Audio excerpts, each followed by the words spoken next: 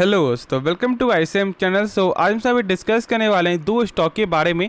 पहला यहाँ पे आपका मैनकाइंड फार्मा, दूसरा है आपका यूपीएल। तो हम लोग आपको इस वीडियो में क्या क्या डिस्कस करेंगे, देखो सबसे पहले हम लोग बात करेंगे आपको मैनकाइंड के बारे में। तो उसमें हम सब जानेंगे यहाँ पे कि इसका आपका फंडामेंटल व्यू क्या है और क्या अभी के हिसाब से यहाँ पे होल्ड करना सही रहेगा या फिर नहीं रहेगा।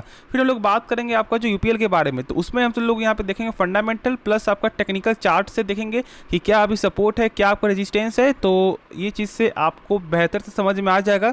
बाकी जो डाउट है तो आप कमेंट जरूर से एक्स्ट्रा पूछ लेना। तो चलो स्टार्ट करते हैं और डिस्कस करते हैं पहले मैनकाइंड के बारे में। देखो अभी फिलहाल जो यहाँ पे 2% तक का जो है गिरावट आपको देखने को मिल रहा है।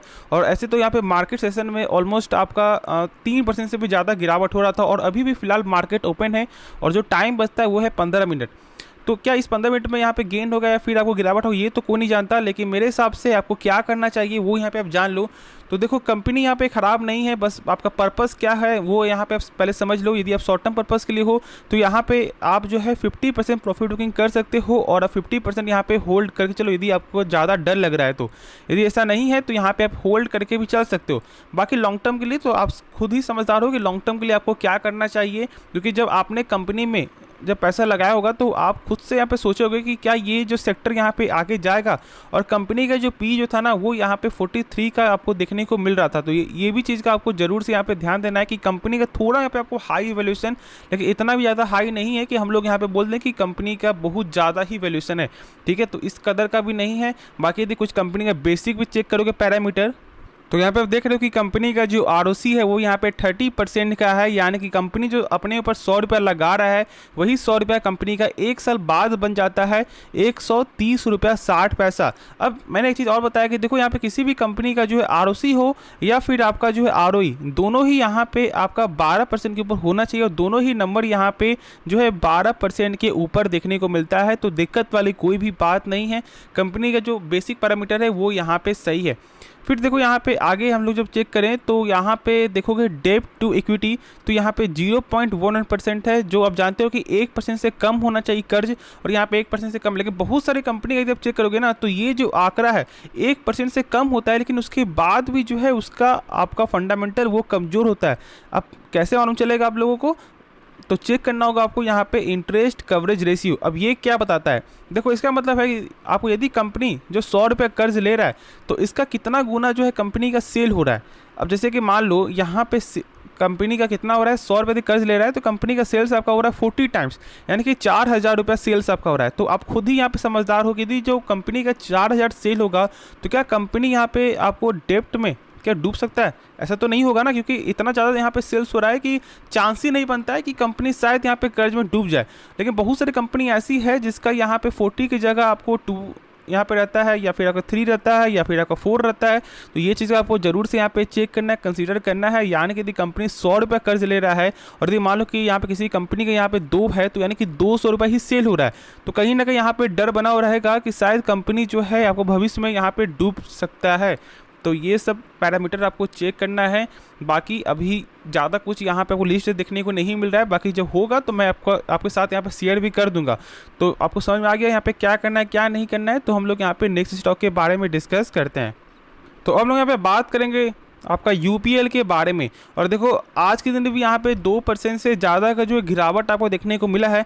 और यदि आप इसका यहाँ पे Q4 का नंबर चेक करोगे तो क्या देखने को मिलता है, तो यहाँ पे जो सेल्स के हिसाब से तो आपको गेन हो रहा है, ठीक है, क्योंकि ऑलमोस्ट यहाँ पे क्वार्टर भी यहाँ पे सेल में सही आया है। और आपका ईयर के हिसाब से ही 15,861 करोड़ से यहाँ पे 16,569 करोड़। फर्क बस यहाँ पे यही है कि आपका ईयर के हिसाब से जो है गेन आपको देखने को नहीं मिला। जो हम लोग यहाँ पे एक्सपेक्ट करते हैं कि कम से कम 10% का गेन हो, उस कदर का भी यहाँ पे आपको जो है गेन नहीं हुआ है सेल्स के हिसाब से। और इसी के कारण जो यहाँ पे स्टॉक में गिरावट है, प्रेशर है कहीं ना कहीं है। और यदि आप इसे चेक करोगे तो आपको उससे अच्छा तो यहाँ पे क्वार्टर के हिसाब से नंबर आया है, क्योंकि ऑलमोस्ट आपका 13,000 से यहाँ पे हो चुका है आपको 16,000, ठीक है। अब देखो यहाँ पे प्रॉफिट आपका, तो प्रॉफिट मैंने आपको शुरू से बोला कि यदि कंपनी का सेल्स आपको लगातार बढ़ रहा है और यदि आपको थोड़ा प्रॉफिट आपको अप्स एंड डाउन भी हो जाए तो कोई ज़्यादा फर्क नहीं पड़ता।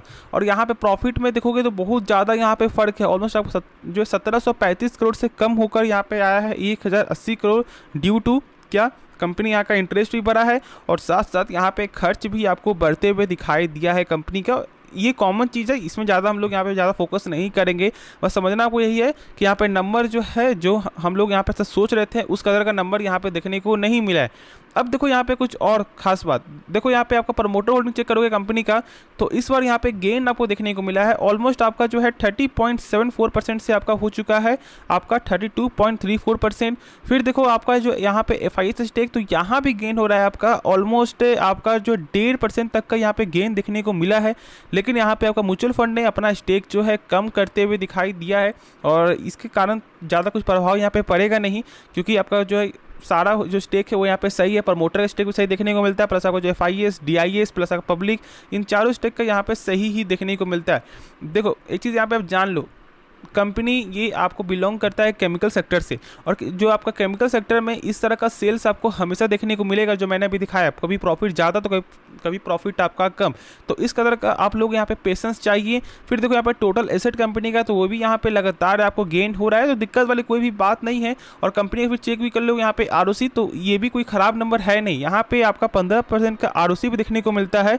यानी कंपनी जो है 100 रुपये लगा रही है अपने ऊपर, तो यही 100 रुपये 1 साल बाद बढ़ रहा है या फिर घट रहा है, तो हम लोग इसी को बोलते हैं ROC।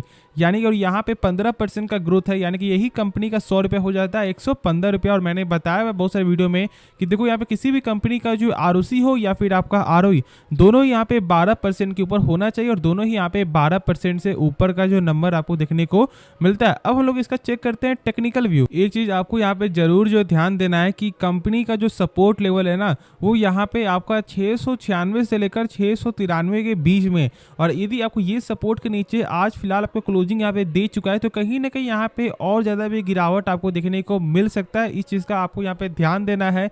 अब देखो यदि मान लो कल यहाँ पे बाउंस बैक हो जाता है और यदि इसके ऊपर लेवल पे यहाँ पे क्लोजिंग देता है, तो फिर कहीं सपोर्ट आपका फिर से वही बन जाएगा। लेकिन यदि ऐसा नहीं होता है, तो फिर स्टॉक का जो लेवल यहाँ पे 600 तक भी आपको देखने को मिल सकता है। अब देखो एक चीज़ और यहाँ पे ध्यान देना कि कंपनी का जो यहाँ पे टेक्निकल व्यू फिलहाल अभी कमजोर है, लेकिन आप जो मैंने दिखाया भी आपको पूरा फंडामेंटल वो तो यहाँ पे स्ट्रॉन्ग है।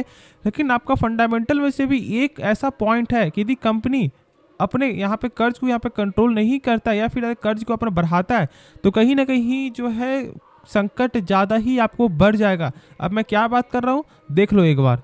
जैसा कि यहाँ पे आप देख रहे हो कि डेट टू इक्विटी जो कंपनी का यहाँ पे 0.80% है, जो यहाँ पे 1% से तो कम है। लेकिन यहाँ पे चेक करो इंटरेस्ट कवरेज जो रेशियो है ना, वो यहाँ पे मात्र 2.80 ही टाइम है। यानी कि यदि कंपनी 100 रुपया कर्ज लेता है, तो इसका यहाँ पे सेल आपका हो रहा है 280 रुपया। तो कहीं ना कहीं यहाँ पे आगे जाकर जो दिक्कत हो सकता है, तो इस चीज़ का आपको यहाँ पे जरूर ध्यान देना है। बस कंपनी का कंपनी जो कर्ज है वो यहाँ पे कंट्रोल में रहे। यदि 1% से ज़्यादा बढ़ता है तो फिर दिक्कत हो सकता है, ये ध्यान देना है। और बस मेरा काम था आपको सारा कुछ कंपनी के बारे में बताना, जो पॉजिटिव है जो निगेटिव है। लेकिन चलो एक चीज़ के निगेटिव से ऐसा नहीं कि कंपनी खराब हो गई, और मैंने सारा कुछ आपको दिखाया कि ROC सही है, ROE सही है, प्लस आपका जो टोटल एसेट है कंपनी का लगातार बढ़ रहा है, प्लस आपका जो प्रमोटर स्टेक भी इस बार आपको बढ़ते हुए दिखाई दिया है। तो ये सब यहाँ पे चलता रहता है, बस मेरा काम था आप लोग यहाँ पे बताना। बाकी जो डाउट है आप कमेंट में जरूर से पूछ लेना। तो होप ये वीडियो पसंद आया होगा। बाकी इस वीडियो में यदि आपको कुछ भी सीखने को मिला, जरूर से इस चैनल को आप सब्सक्राइब कर सकते हो, और इस वीडियो को लाइक करना यदि आपको ये वीडियो पसंद आए। तो मिलते हैं नेक्स्ट वीडियो में, तो तब तक के लिए धन्यवाद।